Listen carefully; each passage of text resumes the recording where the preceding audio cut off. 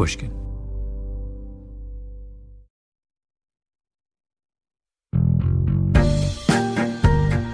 Welcome to episode 2 of Development Hell, our revisionist history series based on the radical notion that the best Hollywood stories are the ones that never got made into movies.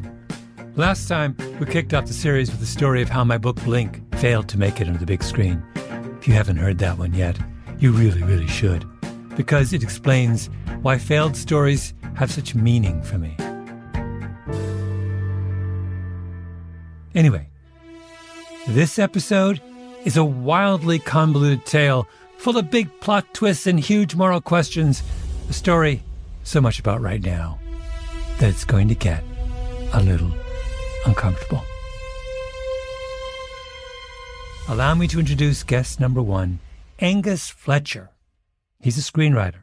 I'm not a screenwriter and have never really wanted to be a screenwriter, have no aptitude in screenwriting. Don't listen to Angus. Angus is, in fact, a screenwriter, as you'll hear. He's also an author, researcher, and professor of story science at Ohio State, and a longtime friend of revisionist history. Some of you will remember him as the person who provided the intellectual scaffolding for our memorable revision of The Little Mermaid. Remember this? Oh, so you think we should fix Ursula?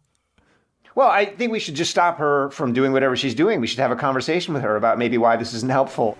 Do you, Prince Eric, take Ursula to have and to hold in sickness and in health for as long as you both shall live?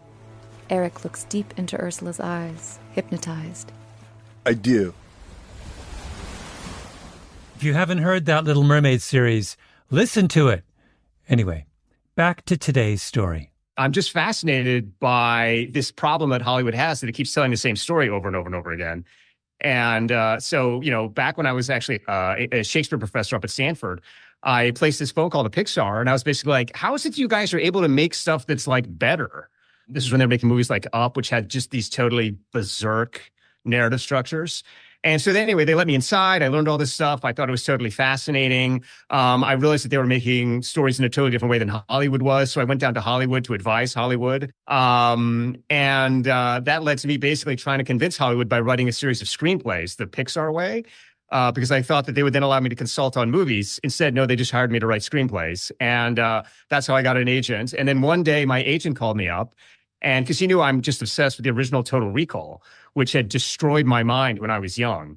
And he was like, how would you like to work with the writer of Total Recall, Gary Goldman? And so that's how we got together. Wait, Gary, you wrote Total Recall? Meet guest number 2, Gary Goldman. He's also a screenwriter, but unlike Angus, has no trouble admitting it. Yes, I was the last writer on Total Recall, on the first Total Recall. Total Recall, amazing movie. Arnold Schwarzenegger, Sharon Stone. Directed by Paul Verhoeven. Yeah, so it was about a milquetoast character who finds out that he's not who he thinks he is, which is that he's a kind of a super spy. Yeah, but how real does it seem? As real as any memory in your head. Come on, don't bullshit me. No, I'm telling you, Doug, your brain will not know the difference. And that's guaranteed, or your money back. What about the guy you lobotomized? Did he get a refund? Came out in 1990. Blockbuster. Tons of awards. Total Recall has it has a genealogy. It's not just me. It has a short story. The source material is from Philip K. Dick. Mm-hmm. And then there was a fantastic original screenplay by Dan O'Bannon and Ron Shusett that everybody loved from the beginning. And this launched the project. In fact, this is sort of the prime example of this idea of development hell, which is that you sell something for a lot of money and everybody's very excited about it. And they tell you it's going to be a movie right away. And then it goes into a process of development where everybody has a hand in revising it and reconceptualizing it and making it in their image. And in the middle, depending on your involvement, you can be in development hell along with the project, or you can be a bystander pushed to the outside watching it go through the process of development hell with lots of other people, not including yourself. If you're lucky, it gets made at all. The project had been in development for almost 8 or 9 years when I got involved. Yeah. 8 or 9 years. Yes. So if you go back to the original screenplay, do you think that's a better movie than the final screenplay? No, not in my case. So you're saying development hell is a bad thing, except in the case where I'm involved and can fix things, which, by the way, a legitimate position that I would. Right. I'm totally open to agreeing with that. I mean, when I was starting out, I read the original Total Recall screenplay as a junior executive for a producer who was considering making it and acquiring it. And basically the problem that most people felt was that it fell apart in the third act. So, and this, apparently it fell apart so disastrously that even though it had many different stars and directors attached and people always wanted to make it, it didn't cross the finish line. And by the time it got to me, it was 8 or 9 years later. It had been in pre-production with Bruce Beresford and Patrick Swayze and the producer Dino De Laurentiis in Australia. And in fact, Bruce Beresford asked me to come over and do a rewrite on it. And I said I couldn't because I was working with Paul Verhoeven on another project. But Dino went bankrupt. Arnold Schwarzenegger had always loved the project and had been watching it. He went to the owners of the Coralco studio that had done the Rambo movies. And he said, I want to do this. And they bought it from Dino De Laurentiis out of bankruptcy for a humongous amount of money. And with the idea that Arnold was attached, Arnold wanted to work with Paul Verhoeven because Paul had just done RoboCop. I was working with Paul Verhoeven on a movie called about out-of-body travel. And Paul said he didn't think it was ready to shoot and that he was going to leave our project and go do another project. And he was apologizing to me for that. I said, what's the other project? And he said, Total Recall. I said, well, that's really funny, Paul, because I turned down the chance to rewrite Total Recall because I was working with you. And he said, well, what did you think about it? And I told him my take. And he said, well, that's pretty much how I see it too. Let me see if I can get you the job to rewrite it. Gary, I'm worried. We want to talk about this other project, but now I'm thinking we can come back to Total Recall, or is this all leading up to the other project? Well, they're connected. Yeah. So what's the connection? The connection is, I would say, Philip K. Dick. Philip K. Dick, sci-fi master. To name just a few other Philip K. Dick film adaptations, Blade Runner, Minority Report, A Scanner Darkly. Philip K. Dick is probably the most important sci-fi writer ever, or at least of the last 100 years. After working on Minority Report, Gary was becoming a bit of a Philip K. Dick specialist, which is not a bad thing to be in a town that loves sci-fi adaptations. When we get back, Gary and Angus go to work on adapting another of his stories.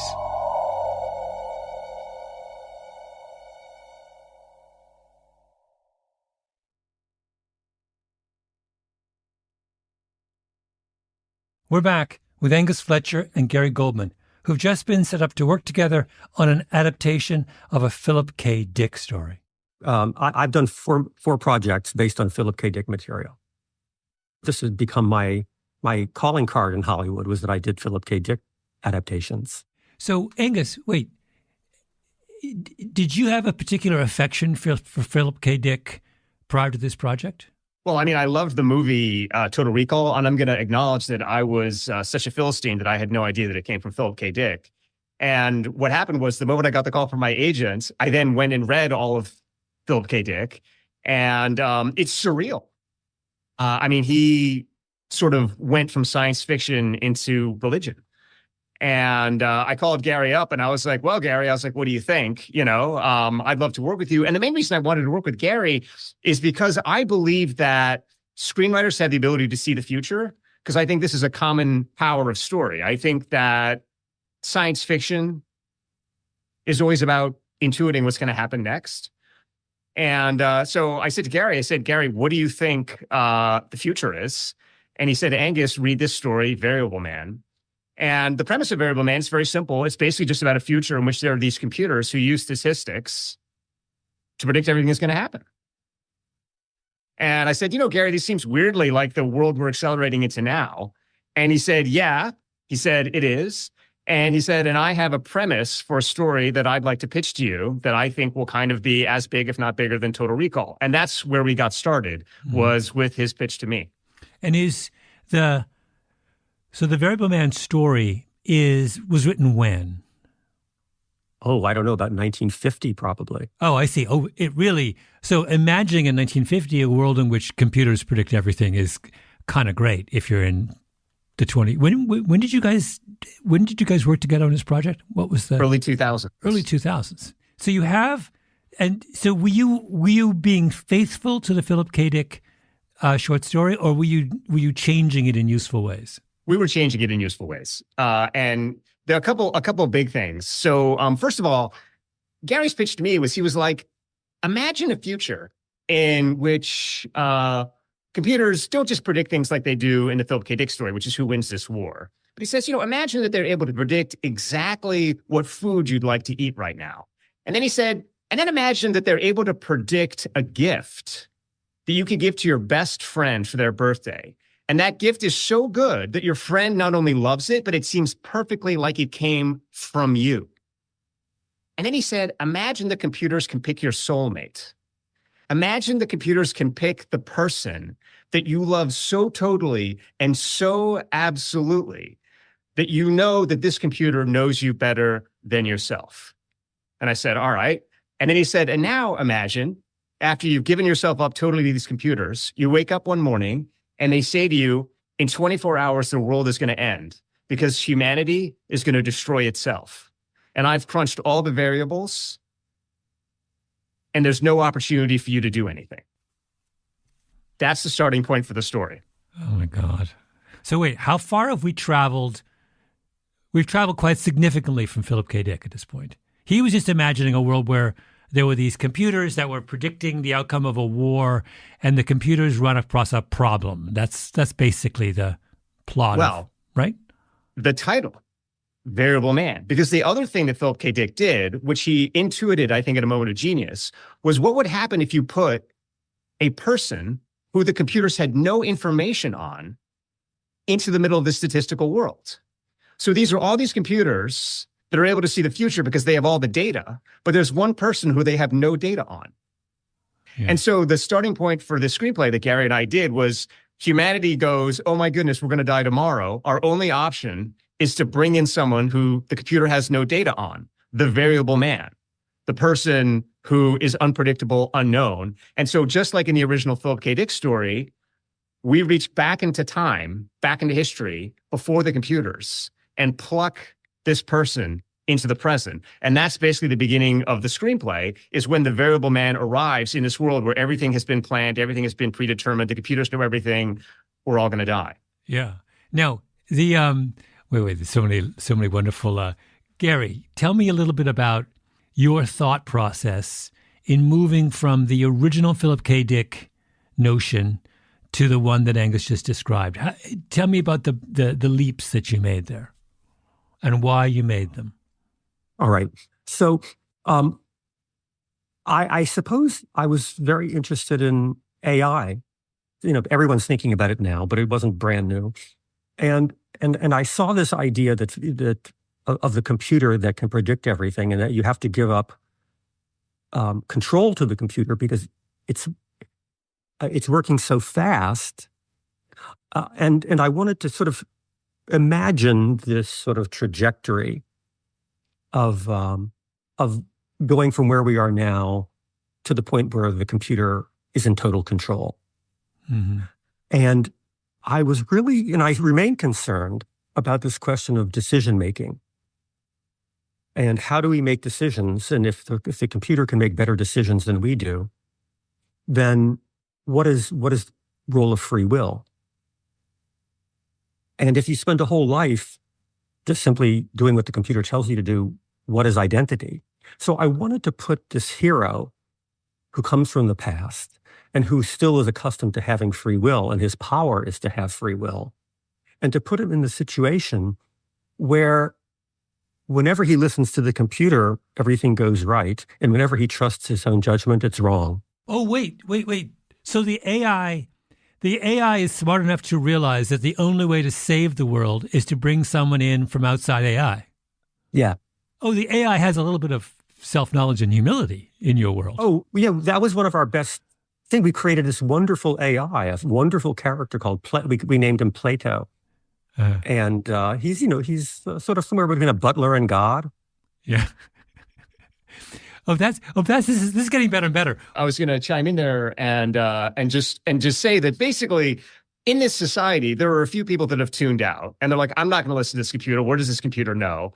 And their lives are horrible and all their decisions are bad.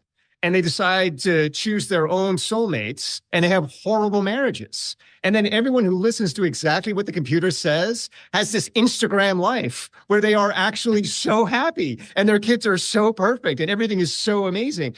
And so, Cole comes into this world, our hero comes into this world, and he, of course, finds it appalling, and as appalling as we would find it. And he's determined to ignore Plato. He's determined to ignore the AI that has brought him into the future to save humanity from itself. So this is another kind of unfolding paradox, is humanity doesn't want to save itself if it means listening to the computers on how to save itself. Wait, I have so many questions. First of all, tell me a little bit about, our variable man is called, as in the Philip K. Dick story, your variable man is called Cole. Tell me about your Cole, and where does he come from? What's his personality like? Why is he so capable of standing up to AI, even if AI has all these demonstrable advantages? So basically, he's just a classic action hero. The idea is he embodies kind of our cowboy American trust in our guts. And so the opening sequence, he's sent in to stop this hacker who's been creating chaos across the world, who's been sort of, getting into all these top secret facilities and creating chaos. We think he's going to launch World War III, whatever. And so Cole goes in and he's being sort of instructed what to do. And we already had these computers at this time that are sort of running the percentages and telling him, do this, do this, do this, do this other thing. And he's listening to the computers. He's breaking in. He finally gets to the heart of the lair where this hacker is, and he kicks down the door and he points his gun, and then the hacker turns around and it's a child. And Cole realizes, oh my goodness, this is the hacker. This is the person who's been creating all this chaos. And he gets this word on his earpiece, kill the hacker. And he says, I can't kill the hacker. This is a child. And there's this long pause. And they say, look, we've run all the numbers. If you don't kill the kid, this is going to happen again. Yeah. Pull the trigger.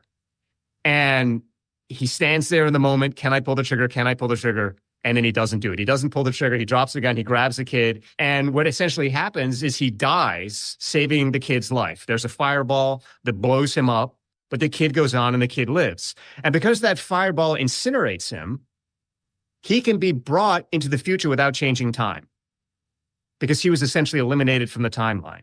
So if you reach into the exact moment just before he dies and pull him into the future, time isn't changed. And so he's the perfect person to bring back, because he has demonstrated the ability to say no to the computers, and also because taking him doesn't change time. Oh, I see. So in when we meet Cole, he's part of the present. He's not. He's just a guy who's standing up to the tyranny of AI. He's an action hero whose AI has been corrupted by this hacker. He's brought in to solve the problem.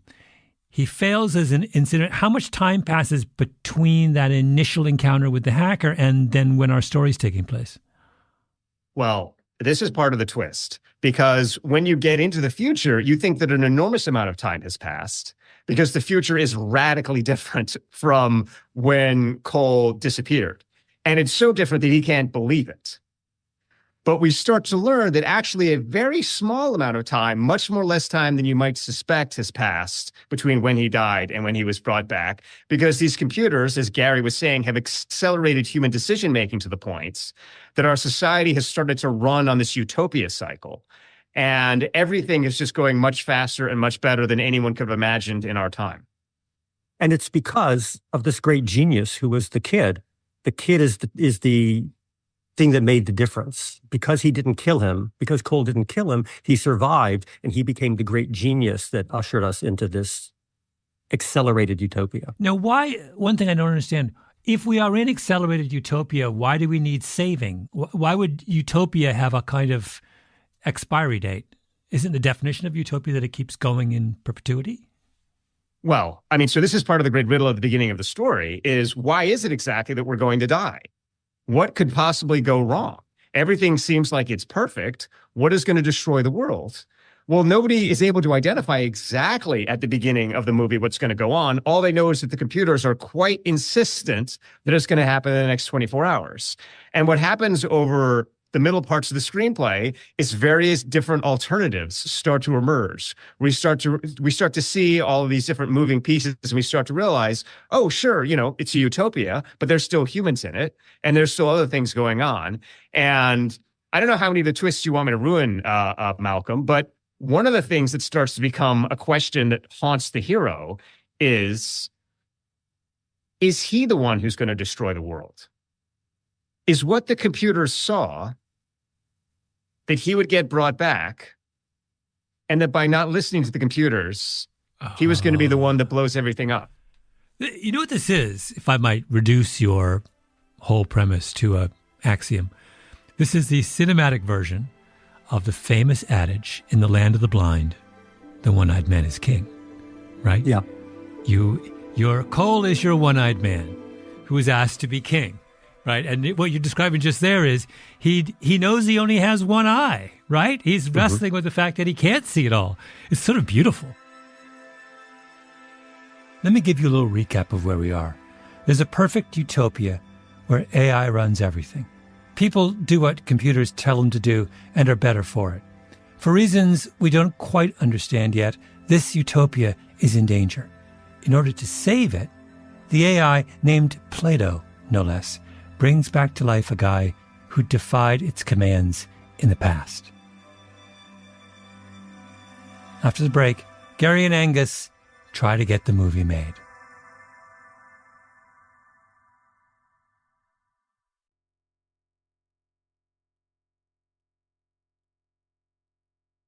Wait, so tell me more about your Cole. So who would you imagine playing your Cole? So we had quite a lot of interest. We had interest from Bradley Cooper's people. We had interest from Mark Wahlberg's people. But the one thing that was always common was that people became increasingly disturbed about the paradox at the center of Cole's psyche. Because if you're going to play this part, you have to wrestle with all of these sort of profound questions. And one of the most profound questions is that what the computers are doing is they're saying, trust us. And the reason they get us to trust them is by being able to predict our most intimate choice. They're able to predict our heart. They're able to know our heart better than we know our heart. They're able to say, you're going to love this person. And when you meet this person, your entire life is going to be changed. And the computer does this to Cole when he gets into the future. He picks the perfect person for Cole, and they fall in love immediately. In fact, they fall in love so fast, they don't even know that they were set up by the computer. They only figure it out after the fact. So now Cole knows that the computer has told him, this is who you're going to love. This is your soulmate. And the computer has also told him the world is going to end. And so essentially the existential choice facing Cole is my heart wrong? And I don't love this woman, and the world is going to be fine? Or by following my heart and accepting that I love this woman, is everyone going to die? And that he has to listen to the computer when the computer gives him a mission. And the computer's mission for him is to kill someone, is to kill the person who's going to trigger the singularity.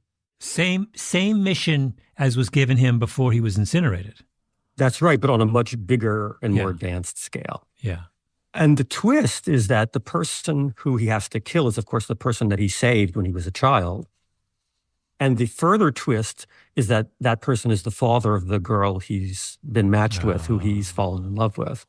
And that he's been set up to be with this girl because she's going to bring him home to daddy. And that's the only way to get through daddy's security. Oh, my God. So good. It's so good. Why? Let's go back. So you had interest from these actors in playing Cole, but why did they have, when you say they had trouble with that twist, it sounds to me like this is an extraordinary opportunity for a skilled actor. What do you mean they had trouble with it? Well, so I think that when you think about why Total Recall got made, Arnold Schwarzenegger has the capacity to be himself and also be meta Arnold at the same time. So he has the capacity to kind of laugh at himself at the same time he's being himself. This part requires that ability to be yourself and be outside yourself at the same time. And it forces you also to go against the kind of core fantasy of Hollywood, which is that love saves the world. If you listen to yourself, that saves the world. And so this caused a lot of cognitive dissonance in actors, and the same reason that Gary was talking about, that the sort of AI billionaire's daughter was caused cognitive dissonance. And so that was a real emotional sticking point for a lot of actors. And I think they were concerned about this story. Yeah, I think you're right, Angus. Ultimately, we didn't want to say, oh, yeah, trust your heart and it's all going to work out. That's a lot of Hollywood endings manufacture that ending. And the Hollywood answer is trust your heart. And society is producing a new answer, which is trust the AI. Can you think of a Hollywood movie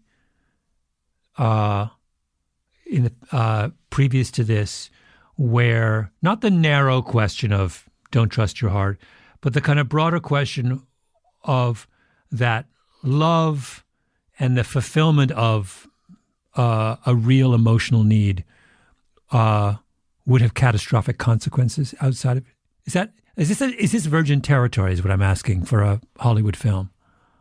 One example springs to mind, Casablanca. For Humphrey Bogart and Ingrid Bergman to get together would harm the world. And so Rick makes the decision not to follow his heart. I think you're right, but you will, there's a crucial difference though, and that is, do we ever really believe that Rick is madly in love with Ingrid Bergman? Not in the sense, what you've described as a situation where the two parties are genuinely and have powerful reason to believe that they are genuinely in love. They are soulmates. Was Ingrid Bergman Humphrey Bogart's soulmate in Casablanca? Or was like his heart is so kind of hardened and covered in scar tissue, we kind of accept him walking away because that's what he does. He walks away, right? But you're describing something, a very different dynamic. You're talking about two people who are soulmates having to walk away. Yeah, and I will say, Malcolm, by the way, that's a very iconoclastic reading that you've just delivered of Casablanca. But also, wait, what? but they do. You don't think Humphrey Bogart's heart is covered in scar tissue? I think the point is that even though it is, he realizes that the romantic thing to do is to leave. And so that's the ultimate tragedy of that movie, Malcolm, which you've just desecrated, is that he's a man who is reconnected with his heart and in doing so walked away from it, Anyway, I think that's the Hollywood schlock reading of it. But the point is, in that movie, he walks away. He does the heroic thing. And you're asking, is there a movie where someone has basically willingly destroyed the world for their own love? Has someone willingly made that choice, that one did happen in The English Patient. Oh, tell me. My memory of that film is not strong enough. Tell me how that happens in The English Patient.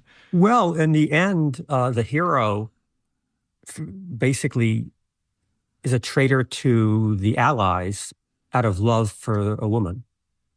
Okay. And usually Hollywood doesn't put the hero in that position. That's, in other words, they don't decide to, what they will either do is say, there's a greater good here. In a lot of English movies, even Brief Encounter, people say, I'm in love, but I'm going to do this. I'm going to stay with my wife and kids. Yeah.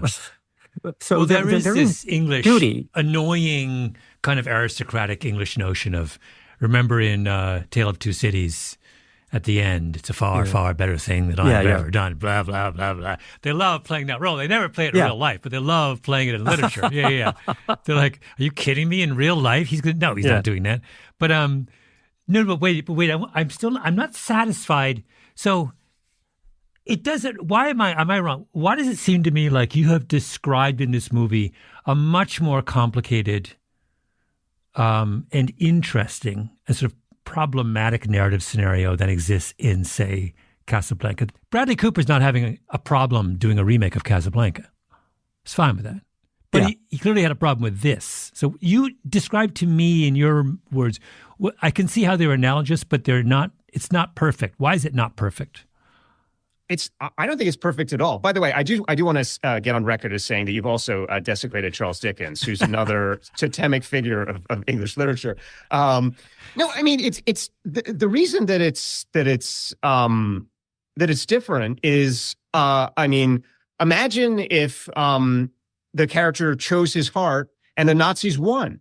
Yeah, you choose. I mean, imagine the Sound of Music.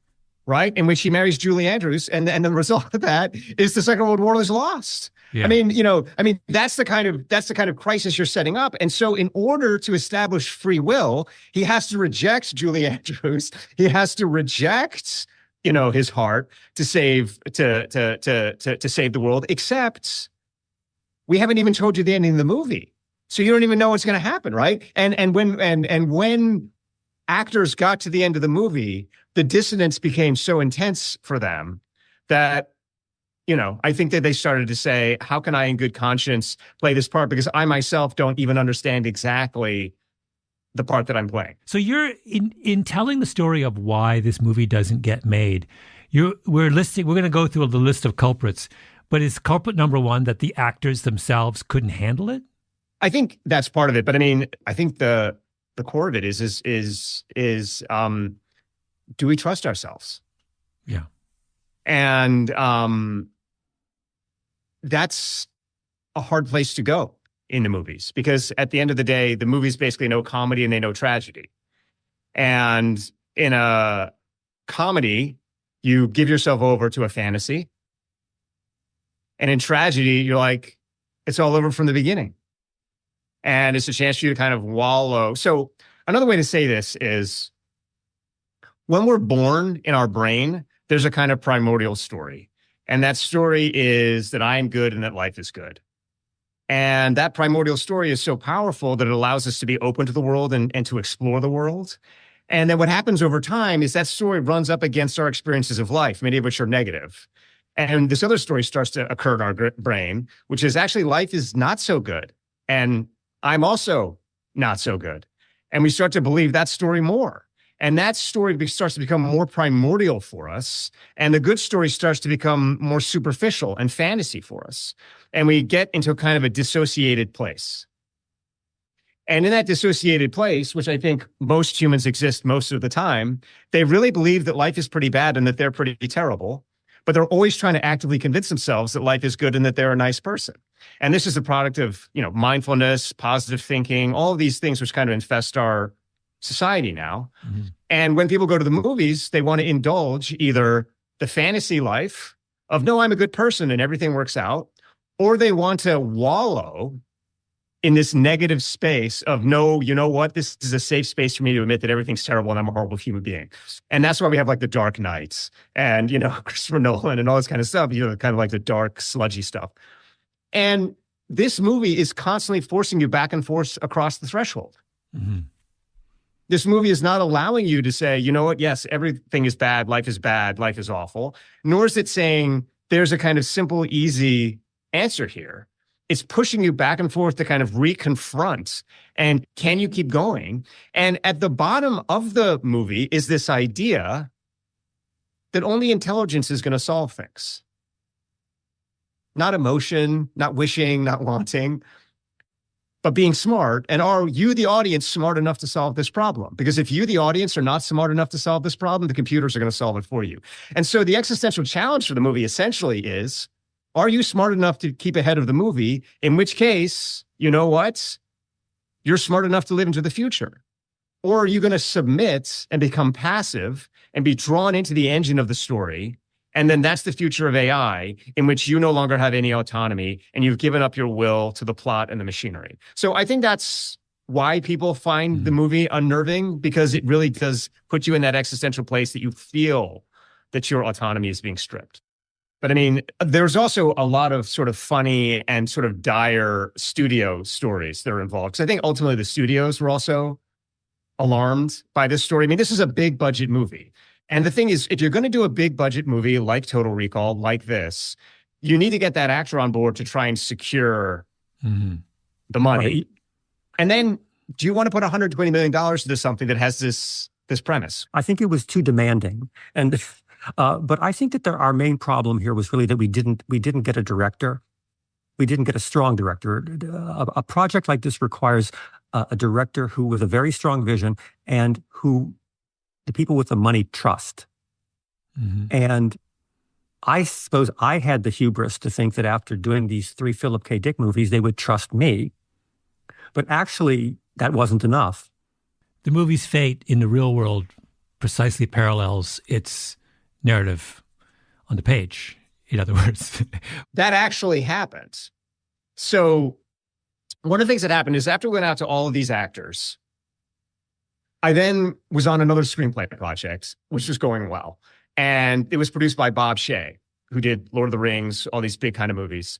And so I showed the script to Bob, and Bob was like, oh, the script is amazing. I love the script. We got to get the script produced. And so I said, okay, great. But it all culminated in Bob calling me up one day and saying, Angus, we've got financing for this movie. I'm almost entirely convinced we've got financing for this movie. I said, oh, okay. I said, what's going on? He said, well, there's this company in town. They have a computer that they feed all of the scripts into. And the algorithm tells them how much money the script is going to make. And we've already given the script to the executives there, and they love this, and they're going to give it to the algorithm. And I just know that this is going to work out. So I said, okay, Bob, this sounds great, And this company, I should say, they very wealthy, very successful. They invested all these movies, They had themselves the sort of top floor of the biggest luxury car dealership in town. So you walked in through all these luxury cars to get in their offices. I mean, sort of like typical Hollywood stuff, right? So I get a call a week or two later from Bob. He's like, unfortunately, I've got bad news for you. And I was like, oh my God. I was like, did the computers read our script and not like it? He goes, no. He's like, that's not the problem. He's like, the problem is the company just went bankrupt. And they went bankrupt because the last script their computers picked was a bomb. And so now they have no money. And so we were unable to make our scripts about the infinitely intelligent computer because a stupid computer was unable to pick the right scripts to make. A stupid computer. Is it any wonder Angus has gone on to become a pioneer in story science? In fact, Angus has gone on to become a leading critic of AI. He thinks only humans will ever be able to tell good stories. One of the papers he's published is called Why Computer AI Will Never Do What We Imagine It Can. I'm reading now from the abstract. Computers contain a hardware limit that renders them permanently incapable of reading or writing narrative.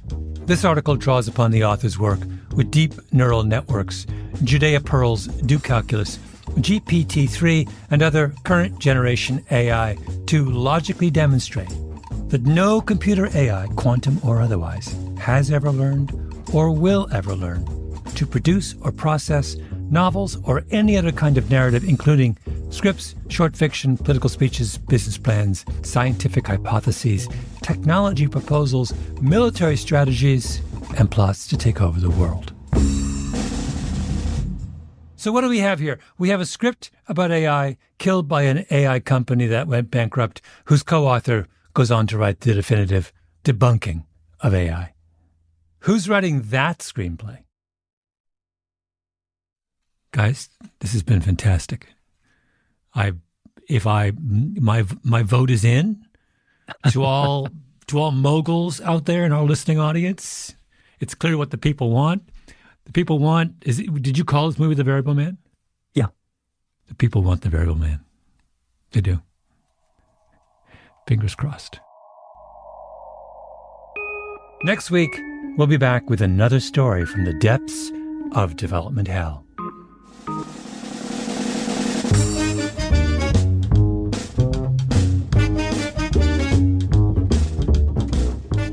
This episode was produced by Nina Bird Lawrence with Tali Emlins and Ben Nadav Haffrey. Editing by Sarah Nix. Original scoring by Luis Guerra. Engineering by Echo Mountain. Our executive producer is Jacob Smith. I'm Malcolm Gladwell.